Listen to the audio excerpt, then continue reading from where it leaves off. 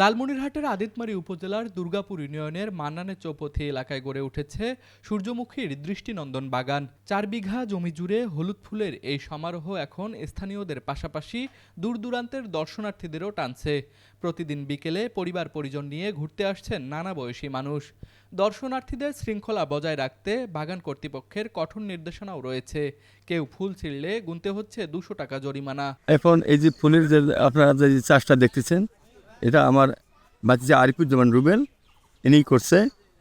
এখন এই ফুলের এই চাষ করাতে বিভিন্ন খান থেকে বিভিন্ন এলাকার লোক দর্শনার্থী আসতেছে এবং এইখানে ভিড় করতেছে, এবং এটা একটা আগামী দিনের পরিকল্পনা হবে যাতে মনে করেন তামাক চাষার থেকে বিরত থাকিয়ে আমরা ফুল চাষ করিয়া লাভবান হতে পারি। আমার হাজবেন্ড খুব শিল্পপ্রেমী মানুষ, তো সাধারণত দেখা যায় যে সবাই হয়তো তামাক করতেছে, হ্যাঁ, অন্যান্য করতেছে, হ্যাঁ, আর ও ওখান থেকে মানুষকে একটা উৎসাহ দিচ্ছে যে না, আসলে সূর্যমুখী বা এগুলো চাষ করেও আয় করা যায়, এগুলো প্রফিটেবল। হ্যাঁ, তামাকটা যে ক্ষতিকর এই মেসেজটাও হয়তো সে মানুষকে দিচ্ছে। আমরা এখানে একটি ব্যতিক্রমধর্মী বাগান দেখতে পাচ্ছি যেখানে অসংখ্য ফুলের সমারোহ। ওইটা আমরা প্রথম হচ্ছে ফেসবুক এবং ইউটিউবে এই ধরনের ভিডিও দেখলাম, জন্য পোস্টে দেখার পরে আমরা আমাদের ফ্রেন্ড সার্কেলরা সহ হচ্ছে আমরা 5 জন চলে আসছি এখানে দেখার জন্য।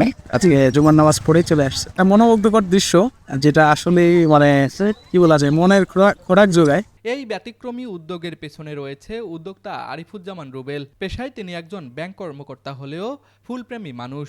তামাকের বিকল্প হিসেবে পরীক্ষামূলকভাবে 4 বিঘা জমিতে সূর্যমুখী চাষ করে পেয়েছেন আশাব্যঞ্জক ফলাফল।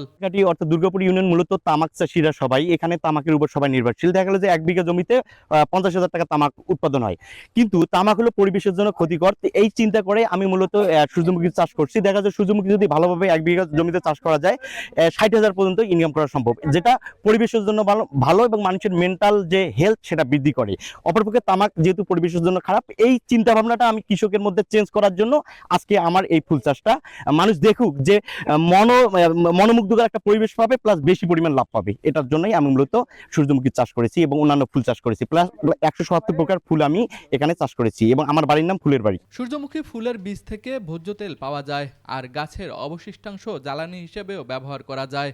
তামাকের ক্ষতিকর প্রভাব বিবেচনায় এই বিকল্প ফসল চাষে কৃষকদের উদ্বুদ্ধ করছে কৃষি সম্প্রসারণ অধিদপ্তর। আমরা সূর্যমুখীর আবাদ করেছি, এক্ষেত্রে কৃষকরা ফুল দেখেই অনেকটা আনন্দিত।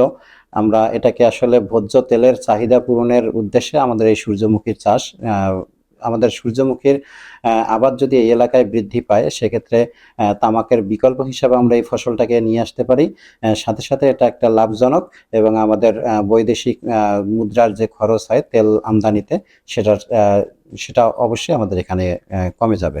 দুর্গাপুরে সূর্যমুখীর এই বাগান এখন শুধু তামাকের বিকল্প চাষ নয়, হয়ে উঠছে সম্ভাবনাময় কৃষি পর্যটনের নতুন ঠিকানা।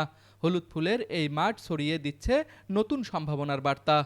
লালমনিরহাট প্রতিনিধি শরীফুল ইসলামের পাঠানো তথ্যচিত্রে তুষার আচার্য, ডেস্ক রিপোর্ট, RCTV।